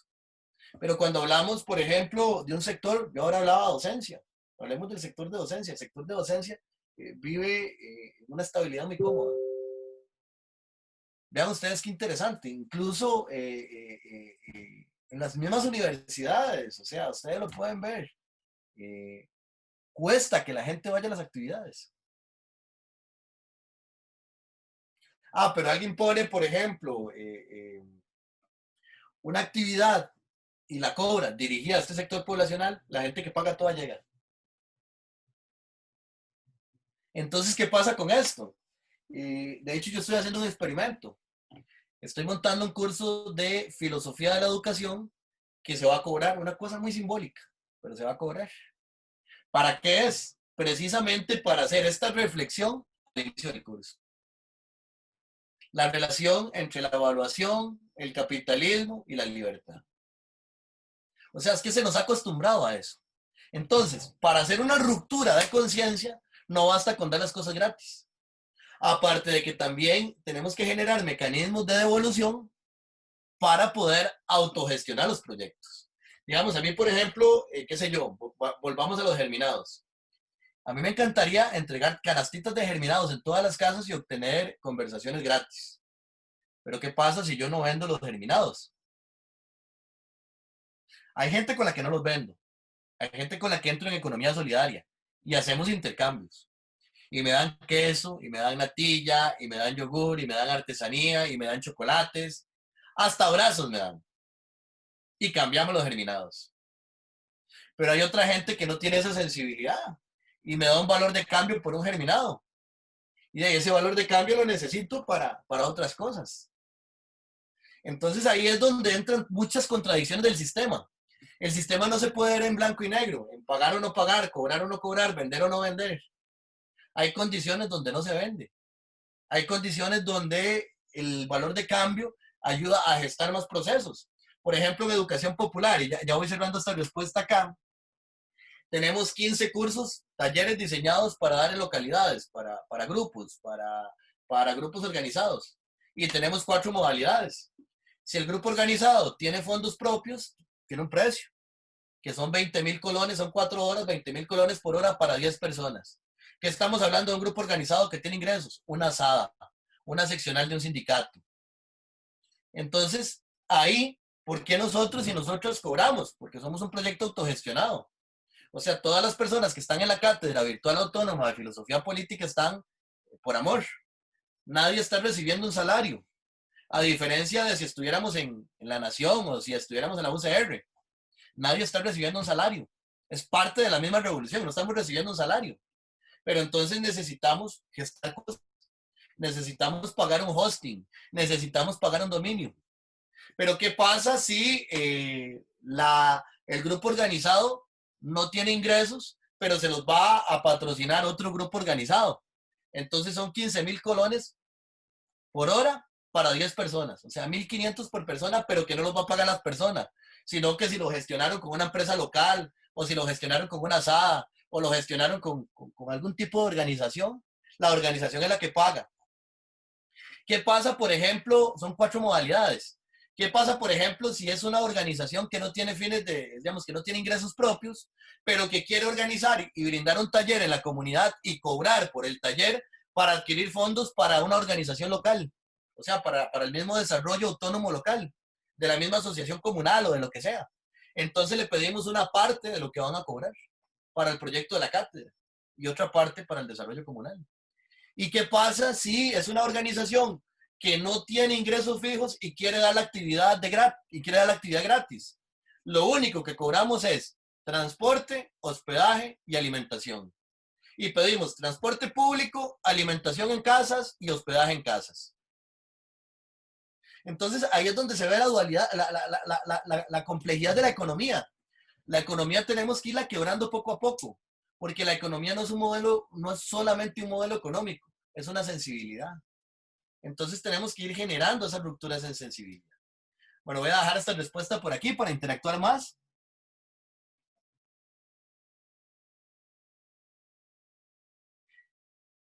Nos dice Frank que si podría extender más sobre la posibilidad de existir desde lo sentido, a partir de la autogestión. Es parte de lo que venimos diciendo, ¿verdad? O sea, ¿qué es vivir de lo sentido? Sentir es algo que se nos ha prohibido. Se nos dice cómo tenemos que sentir. Por ejemplo, las personas que tienen una sexualidad contrahegemónica tienen esto muy claro. Porque la sociedad, desde pequeños y pequeñas, les ha reprimido el sentir. Les ha reprimido el soñar. Les ha reprimido el desear. Les ha reprimido el experimentar. Las mujeres tienen esto muy claro. ¿Por qué? Porque la sociedad les ha reprimido cómo vestirse. Les ha reprimido decidir sobre su propio cuerpo. Les ha reprimido su sexualidad. Les ha echado la culpa de todo. Las ha confinado al cuido. Entonces, cuando una mujer quiere sentir diferente, cuando una mujer quiere mudarse diferente, cuando una mujer quiere sentirse diferente, cuando una mujer quiere pensar diferente, se da cuenta de cómo nos tienen fracturado y reprimido el sentir. Entonces, ¿cómo sentir en libertad? Es algo sumamente complejo. ¿Y por qué es difícil sentir en libertad? Porque el sistema está hecho para reprimir y culpar. No solamente para reprimir, sino también para culpar. Si yo me siento mal hoy y me acuesto en esa cama y no me quiero levantar, el problema es mío. Si yo me pongo frente a esta computadora a redactar noticias, a investigar, a gestionar actividades y no me voy a buscar un trabajo formal donde me paguen un salario, el problema es mío. Si yo me voy en este momento y me siento en el parque a hablar con la gente al estilo de Sócrates, porque eso es lo que quiero hacer, y no quiero irme a meter a un sistema de capitalismo global, el problema es mío.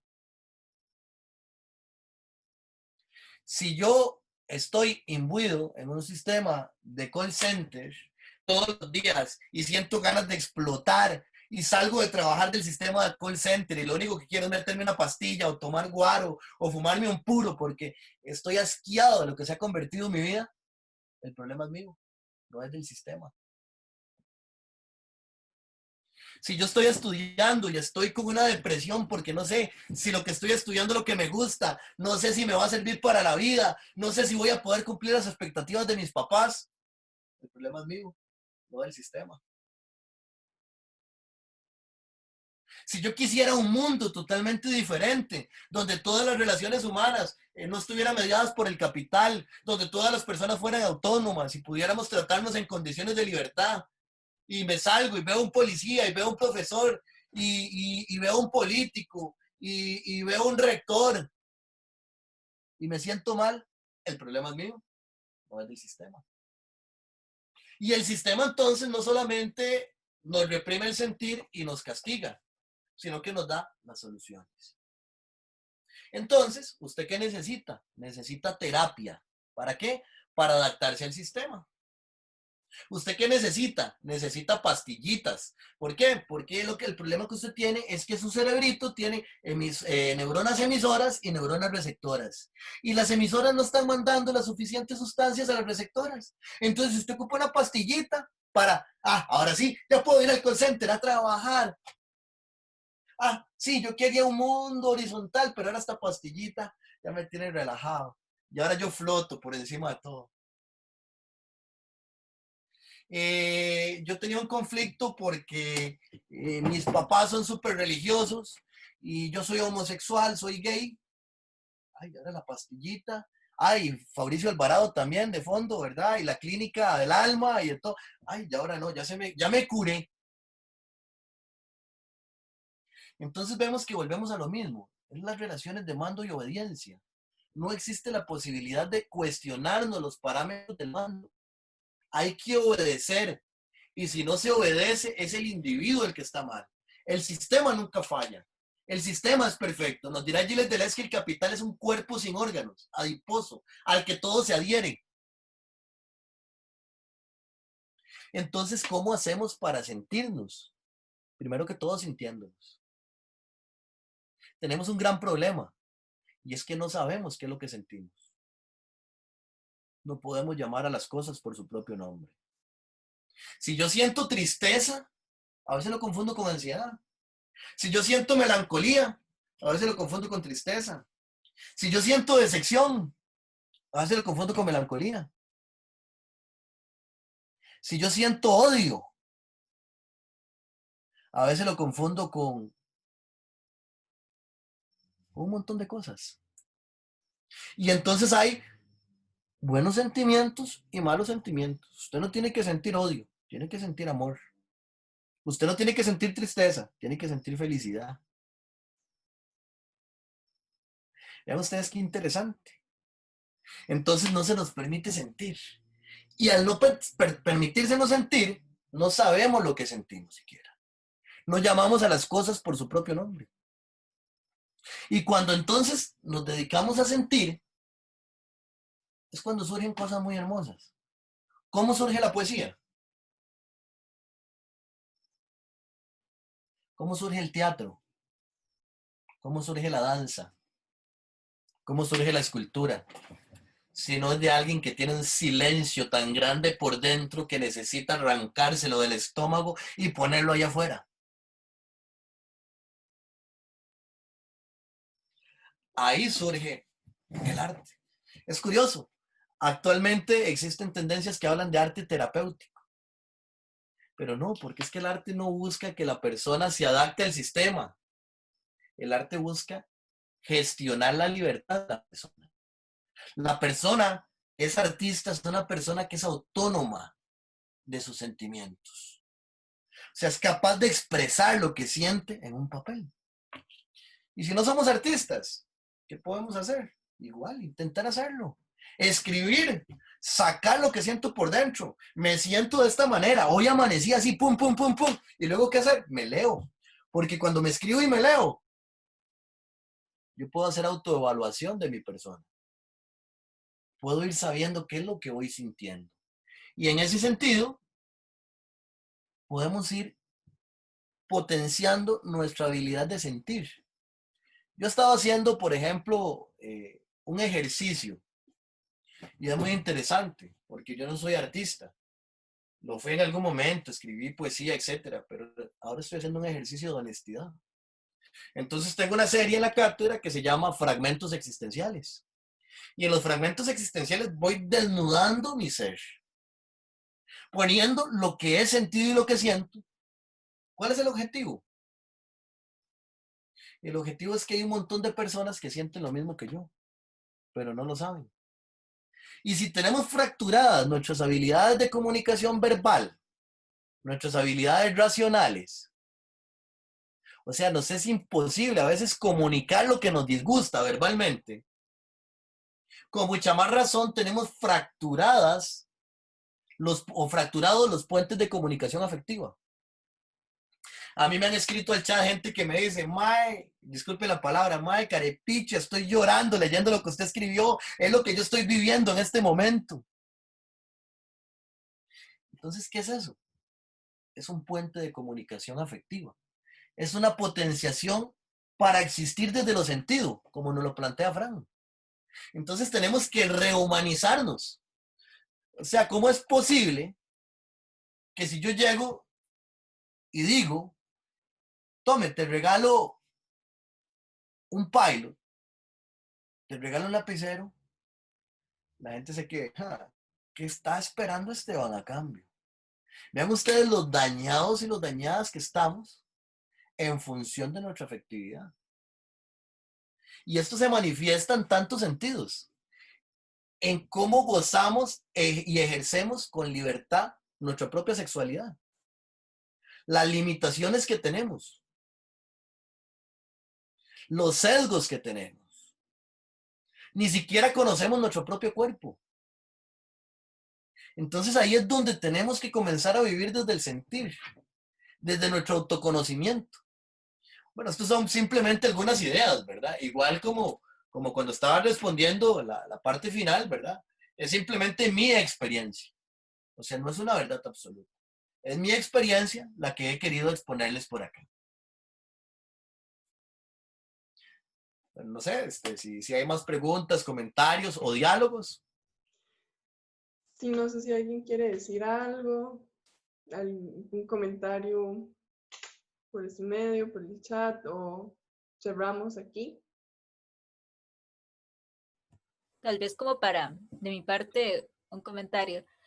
A mí me encanta este tipo, digamos, de actividades porque el profe lo hace a uno como, no sé, encontrarse con lo que uno siente realmente, porque lo habla tal cual es, no necesariamente cae en esto de decirlo políticamente adecuado, habla desde su experiencia y uno lo puede relacionar más allá de cosas teóricas. Y no necesariamente porque mencione autores o autoras de libros se queda algo teórico, sino que uno lo puede amarrar realmente con lo que uno vive. Y sí, usan palabras así como exordio, que decía al principio, y a uno siempre lo pasa retando a cuestionarse qué sentido le damos a lo que aprendemos, cómo lo usamos. Y entonces yo disfruté mucho esta actividad por lo mismo, porque escucharlo, entenderlo y reflexionarlo, porque uno se queda con eso, digamos, no es como que ya se acabó, sino que a uno le queda dando eco lo que menciona. Y realmente es una oportunidad que como estudiantes a veces necesitamos, porque todos los espacios académicos a veces se quedan tan teóricos que nos olvidamos de ese sentido de por qué estamos aquí, por qué estoy en esta carrera, por qué estoy en esta universidad, qué puedo hacer para mejorar esas relaciones sociales fragmentadas, ¿verdad? Estos espacios son una iniciativa también de aprender como a ir más allá de lo que hacemos, porque si no uno se queda como muy tal vez frustrado en esa relación de obediencia y mando, porque eso es lo que nos están inculcando. Y estamos en un momento de reto, porque la virtualidad está todavía intensificando esa situación, ¿verdad? Entonces, a mí me encanta eso, digamos, de que diga las cosas a como realmente las vivimos, porque no todo el mundo lo hace. Y no todo el mundo es capaz de decirlo así públicamente. Y aunque todos lo pensamos y todos lo vivimos, entonces eso en realidad es algo muy valoroso. O sea, yo lo valoro demasiado. Y eso quería decir. Muchas gracias, Jessica. Buenas noches. Buenas noches, Frank. No, igual, muchísimas gracias, Esteban. Realmente muy nutritiva la conversación. Yo creo que el diálogo permite la construcción y la transformación también. Y muchísimo de lo que comentaste a la consulta me pareció muy interesante. Yo nada más quiero agregar que quizás la posibilidad que brinda el camino hacia la autogestión pasa por romper con ese mensaje que recibís de todos los medios de que el sentido usualmente tenés que encontrarlo en esa adaptación patológica que tenés que ir haciendo, porque es decir, si te levantás con desánimo, con depresión, con malestar, y logras vencer eso para ir a trabajar y ser funcional, sos un valiente y sos una valiente. Cuando en realidad la posibilidad de vivir el tiempo que nos toque bajo esta forma es poder realmente descubrir qué me da sentido en cada momento de mi existencia, sean días, sean horas, porque creo que todas y todos sabemos que también las circunstancias pueden variar muchísimo, ¿verdad? Yo creo que nadie puede estar en un estado de felicidad absoluta y eso más bien sería extraño en un organismo. Eh, pero yo creo que si algo da la posibilidad de no depender de ese consumismo, de esas ataduras sistémicas, es que en cada momento podés existir desde lo que te brinde sentido. Y como usted muy bien describe, el sentido puede estar en una conversación que no tengas que terminar en 15 minutos porque seguís, no sé, si Esteban fuera repartidor de Uber, ¿verdad? Probablemente no puede quedarse 3 horas con la señora, ¿verdad? Pero yo creo que si nos diéramos cuenta de que en realidad lo que tenemos es un tiempo muy específico para poder existir, valoraríamos muchísimo esa posibilidad de hacerlo desde la libertad. Y por ahí creo que la autogestión yo vería la ruta, el medio para llegar a esos fines, ¿verdad? A fin de cuentas. Y por supuesto que para nada el dinero, que me parece que el sistema lo ha convertido en lugar de un medio para poder conseguir bienes y demás, en un fin en sí mismo, y que por eso la identidad de las personas en la actualidad está muy vinculada con la posibilidad de adquisición. Este, y eso lamentablemente nos ha desviado de nuestra posibilidad de existir. Muchas gracias. Sí, gracias a Stefan. Es sumamente interesante eso que mencionas. Estamos tan ligados a esta cuestión del dinero como sociedad, que incluso los derechos humanos se viven de acuerdo con su capacidad adquisitiva muchas veces y de acuerdo con su adaptación a la normalidad. Hay un libro muy interesante que se llama Los cuerpos que importan, de Judith Butler, ¿verdad? Donde se evidencia esto, ¿verdad? Eh, en la medida en que seamos más normales, tenemos más derechos. Entonces, si somos blancos, hombres, adultos y tenemos determinados patrones de conducta, vamos a tener más derechos que si fuéramos una mujer negra, niña y que vive en África, por ejemplo. O sea, hay una cuestión muy interesante, ¿verdad? A partir de todos estos criterios de normalidad que nos atraviesan. Eh, y no solamente es en lo institucional, sino también en lo cotidiano. Vean ustedes qué interesante. Yo usaba este ejemplo en la clase, en clases antes. Imagínense que en este momento salimos todos y todas a caminar por el parque virtual. Vamos por el parque virtual y va un hombre que cumple con todos los parámetros de masculinidad hegemónica, fuerte, va con cadenas, huele a colonia no sé qué tipo, lleva camisa no sé de qué marca, ¿cómo es que se llama? Y va con una mujer que cumple con los parámetros de la feminidad hegemónica. Y entonces ella es flaquita, chiquitita, delgadita, es delicada dentro de esa noción de feminidad, tiene una ropa de determinada marca, se ve que tienen plata, van caminando de la mano y él se vuelve y la golpea delante de todos y de todas. Imagínense para sus adentros la actitud que asumimos. No lo veamos como si fuéramos nosotros y nosotras, sino como fuéramos la sociedad en general. Ahora variamos el esquema. Viene un hombre que no es un hombre realizado dentro de la noción de hombre, sino que es un hombre en potencia. O sea, es un niño de 5 años. Pongamos un niño de 5 años. No es un hombre realizado en el sentido aristotélico, ¿verdad? Esta noción de adultocentrismo. Y va con una mujer que cumple con todo el parámetro de feminidad, pero ya no de esa pareja que está en el cortejo y en el amor romántico, sino de la que ya es madre y ya no se cuida a sí misma, sino que cuida a los demás y a las demás. Y esa madre lleva a ese niño de la mano y lo agarra y le da unas nalgadas. ¿Cuál es la reacción de la sociedad? Es la misma acción de violencia, pero hay una acción distinta. Variemos ahora el escenario. Imaginémonos que van dos hombres maricas. Digo maricas, ¿verdad? Porque el término marica es un término teórico, ¿verdad? Incluso hay un libro que se llama La reivindicación de los derechos maricas en América Latina. Entonces, van dos hombres maricas, o sea, con una actitud muy afeminada de la mano, y van caminando por el parque virtual. Y uno se vuelve y golpea a otro. ¿Cómo actúa la sociedad? Es la misma reacción la que tiene cuando son los dos hombres maricas que cuando son los dos cuerpos que importan.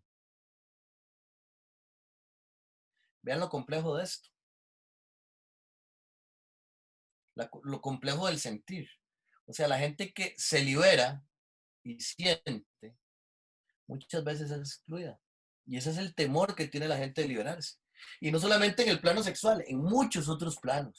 Por ejemplo, en mi caso, durante algún tiempo era cómo dejar un estilo de vida.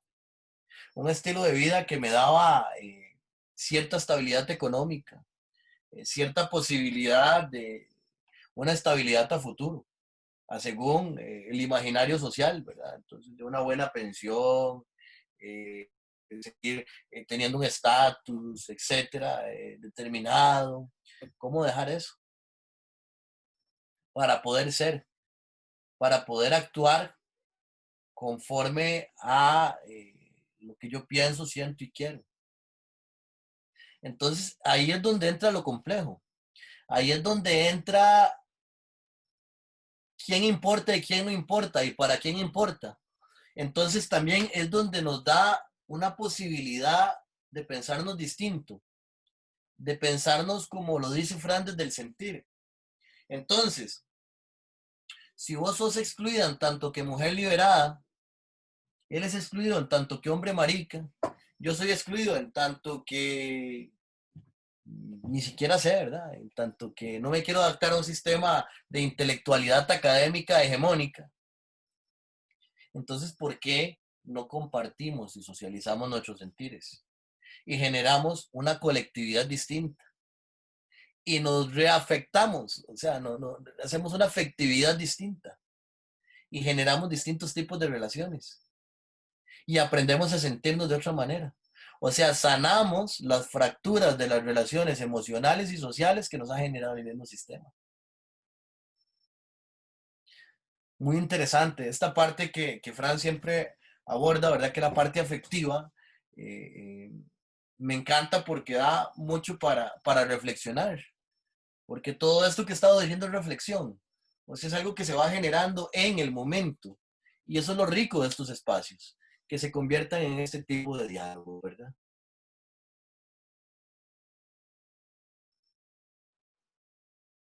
Eh, yo quería también decir algo, ¿verdad? Corto, nada más como para cerrar. Y es que me llama mucho la atención la perspectiva porque yo que estudio una carrera tan políticamente correcta, es como muy valioso encontrar y hablar y ver y reflexionar sobre lo que somos y lo que deberíamos ser, que es algo fundamental que siempre hablamos en derecho, el ser y el deber ser de las cosas.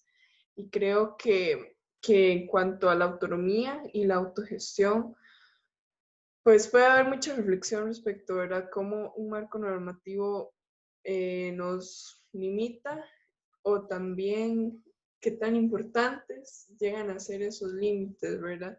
Entonces, desde aquí hay varias teorías, como por ejemplo el anarquismo, el comunismo, el mismo capitalismo y diferentes pensamientos políticos que, que sirven para la reflexión y que me hacen cuestionarme mucho, ¿verdad? La existencia de ese marco normativo y lo que creemos correcto, o más bien, quienes eligen qué es lo correcto, ¿verdad?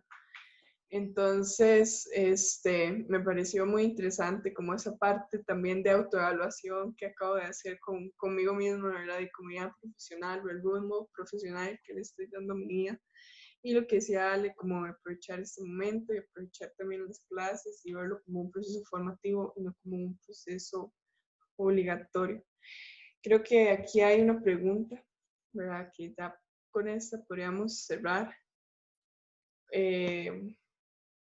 la actividad. ¿Qué tan real o probable es vivir de forma autogestionada, autodeterminada y libre en un sistema neoliberal capitalista, donde se requiere tener dinero para acceder a bienes, servicios, vivienda, alimentación, tierra? Habrá personas que tienen más posibilidades que otras. Es muy interesante, son preguntas y comentarios que van interrelacionados, ¿verdad? O sea, ¿cómo nos organizamos políticamente? Existen distintas teorías de la organización política. Sin embargo, si hubiese un cambio en las relaciones de mando y obediencia en el hogar, la conciencia social de los individuos al crecer sería totalmente distinta. ¿A qué me refiero? Lo decíamos en un inicio. El adultocentrismo se caracteriza porque el niño o la niña, en la etapa de las preguntas, ¿qué se le dice? No invente, ya todo está inventado. Haga eso y cállese. Así es la vida. No pregunte tanto. Se va a volver loco si pregunta o se va a volver loca si pregunta. Se nos roba la capacidad de pensar. Se nos roba la capacidad de crear. Se nos dice que no tenemos voz ni voto porque somos jóvenes, ya sea adolescentes, niños o niñas. Quizá haya una problemática en el núcleo de una familia, incluso de las familias que existen, no de las que yo estoy diciendo que sea como la familia que tiene que existir, porque la familia es muy diversa, los modos de familia. Pero incluso en la familia, así que predomina en el imaginario social, que es la familia nuclear, heterosexual, etcétera, o por lo menos heterosexual del lado visible de la moral, ¿verdad? Hay que ver el otro lado de la moral. Si papá y mamá son tan heterosexuales, ¿cierto? ¿Nunca se han preguntado a ustedes cómo es la dinámica sexual de sus padres? A veces es algo que no sabemos, ¿verdad? Pero bueno, eso es como un comentario lúdico, nada más para ver esa cuestión de la doble moral que tenemos en las sociedades. Pero ¿qué hubiera pasado, por ejemplo, si se le hubiera preguntado al niño o a la niña, al adolescente o al adolescente de una problemática económica de la familia? ¿Quién quita el quite que un comentario de un niño o una niña sea la solución? Pero no solamente se priva al niño o a la niña de aportar en la construcción de soluciones, sino que al privarse se le acostumbra a un modelo de obediencia. Entonces se nos hace ver que no podemos más, que hay un límite de lo que podemos hacer, que no podemos imaginar, que no podemos crear, que no podemos proponer y sobre todo que no podemos cuestionar. A papá no se cuestiona. A veces ni mamá. A veces mamá responde, pregúntele a papá. Imagínense ustedes, por ejemplo, una cuestión hipotética, así como Imagines de John Lennon. Imagínense que todas las familias en este momento, así como que llegaron los padrinos mágicos y con las varitas le hicieron un favor a Timmy Turner y ahora sí todas las familias tienen relaciones horizontales. donde los niños y las niñas tienen la misma voz. O sea, vean el esquema adultocéntrico que tenemos, que el derecho mismo nos da determinadas facultades después de 18 años. Y facultades políticas es tan adultocéntrico que para llegar a ser presidente hay un límite, ¿verdad? O sea, si yo soy más joven no puedo. Para llegar a ser diputado, o sea, no estoy diciendo que sea la organización política correcta, estoy nada más evidenciando esto. Si la sociedad ha sido tan mal dirigida por personas adultas, ¿por qué no le damos chance a los niños y a las niñas? Pienses en eso. Es algo imaginativo totalmente. Es algo de sentipensar.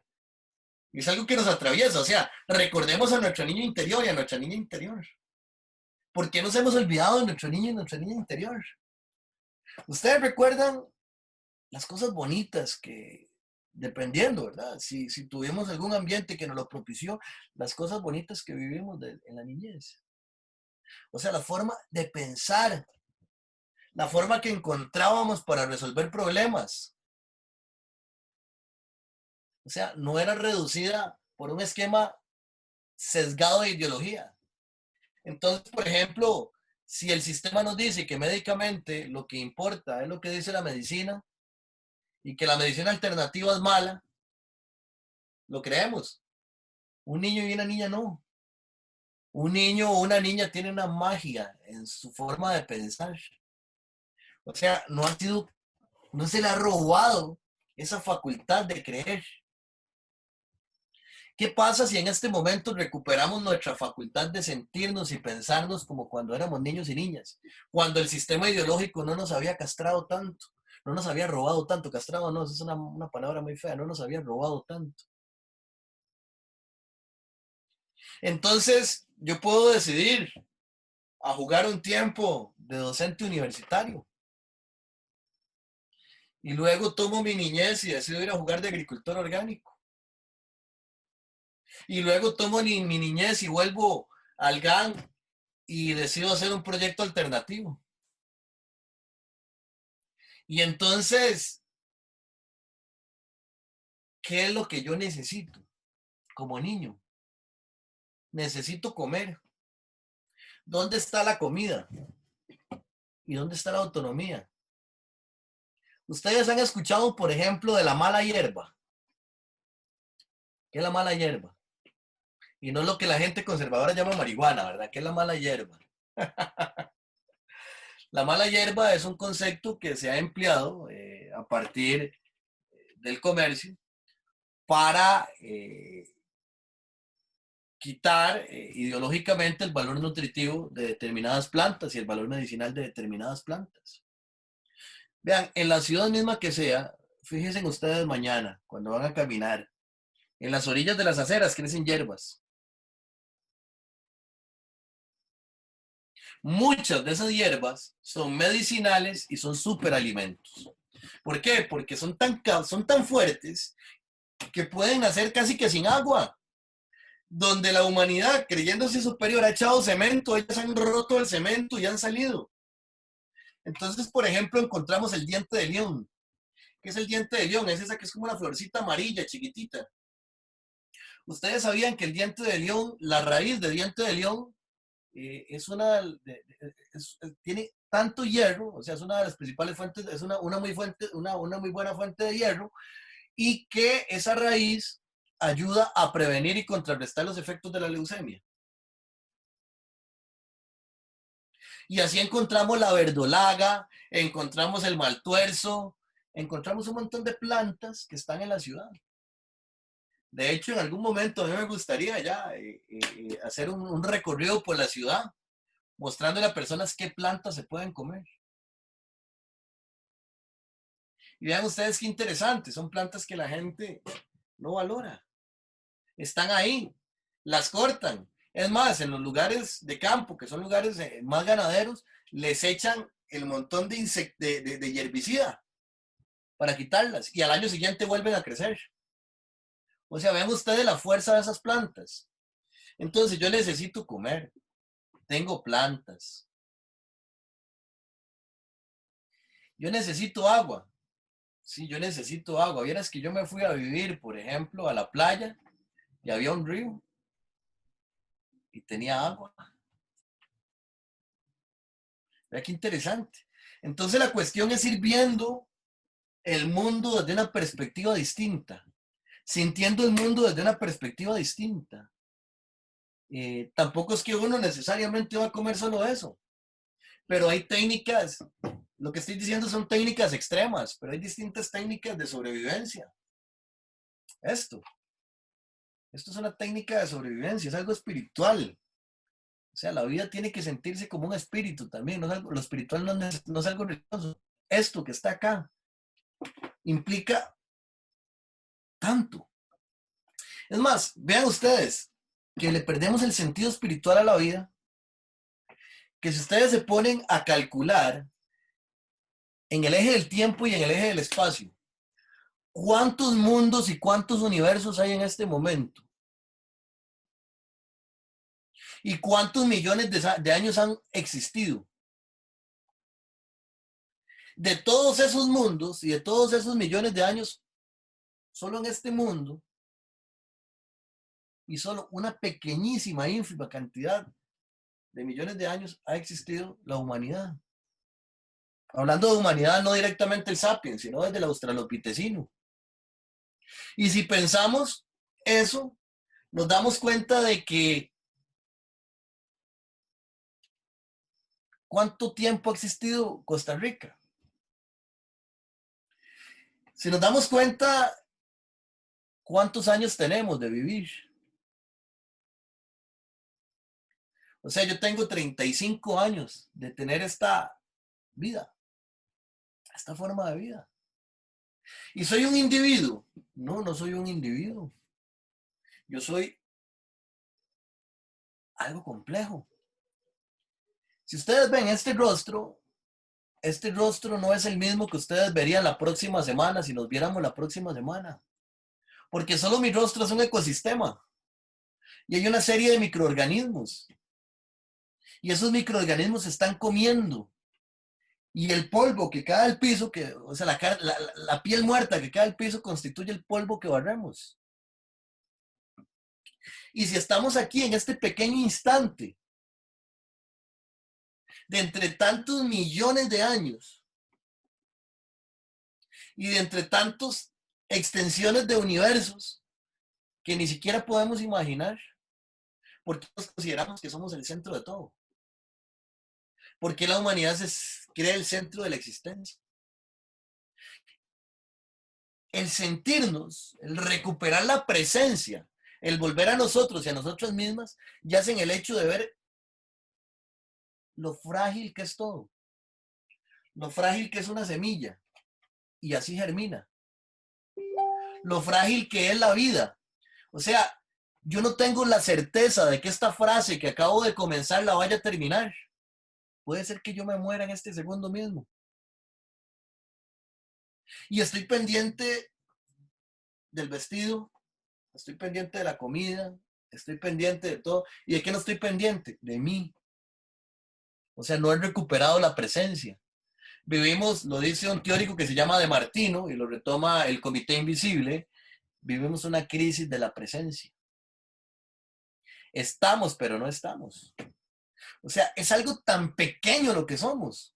Si lo vemos a nivel de cuerpo, a mí me falla simplemente una membrana por dentro y yo me muero. Somos frágiles, sensibles.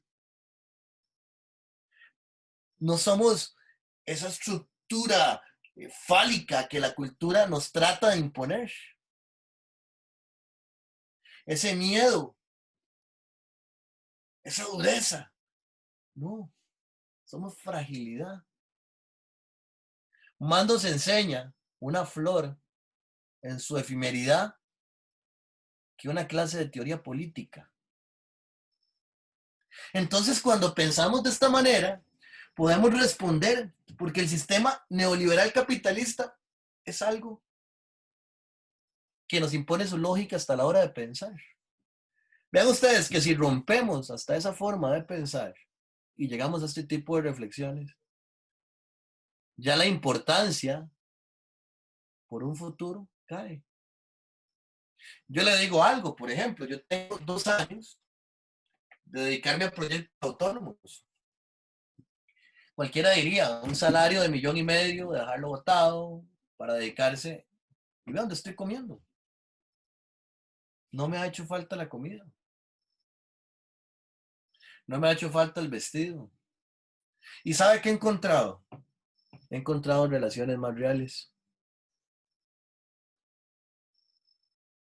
Es distinto cuando uno vive de esta manera, hacer amistades incluso. El capital te dice que sos libre cuando tenés más y cuando tenés más tenés menos. Hasta la gente que se te acerca muchas veces para amistad es porque tenés un estatus de docente, tenés un estatus y de docente universitario, tenés un salario, me puedes invitar a unas birras. Y cuando uno se dedica a otras cuestiones, encuentra otras sensibilidades. Son otras personas las que se te acercan. Es otra forma de vida. Es otra forma de existir. Y si lo pensamos, nuestra existencia es tan solo como un grano de arena en el mar, una ola que se levanta así en el fondo, así donde la vemos, donde estamos en la playa, se levanta, se eleva y cae y se disuelve. Y es parte más del mar. Esa es nuestra existencia. Y si no vivimos este momento y dejamos ir este momento pensando en lo que vamos a estructurar en un futuro, no estamos presentes. Bueno, no sé si respondí o me fui por otro lado, pero bueno, con eso quería abordar esta cuestión de la pregunta por el sistema capitalista neoliberal y si se puede ver desde fuera. Bueno, yo creo que ha sido todo muy provechoso, ¿verdad? Hemos reflexionado demasiadas cosas y eso es lo interesante y lo bonito de hacer cosas por voluntad. Agradecerle nuevamente a Esteban, ¿verdad? Por la oportunidad, porque pues está aquí invirtiendo su tiempo, que el capitalismo quiere que lo invierta en otras cosas, ¿verdad? Porque esa es la lógica económica. Cuando yo llevé introducción a la economía para llevar derecho tributario, me decían, las decisiones no solo tienen que ver con precio, tienen que ver con tiempo y eficiencia, ¿verdad? Lógica capitalista. Agradecerle a Alejandra por el contacto, por la organización y agradecerle a las personas que nos siguen acompañando. Y agradecerle a quienes posiblemente vean este webinar publicado en las redes sociales y que llegaron hasta este momento. Entonces, gracias por escucharlo todo. Y pues nada más que decir. Muchas gracias. De mi parte, agradecerles, ¿verdad? Agradecerle a la Asociación de Estudiantes de la sede occidente de la UCR, agradecerle a Alejandra por la invitación y agradecerles a todas las personas que están aquí presentes por regalarme en este momento de su existencia. O por compartirlo conmigo, no me lo están regalando, lo estamos compartiendo. Así que muchas gracias.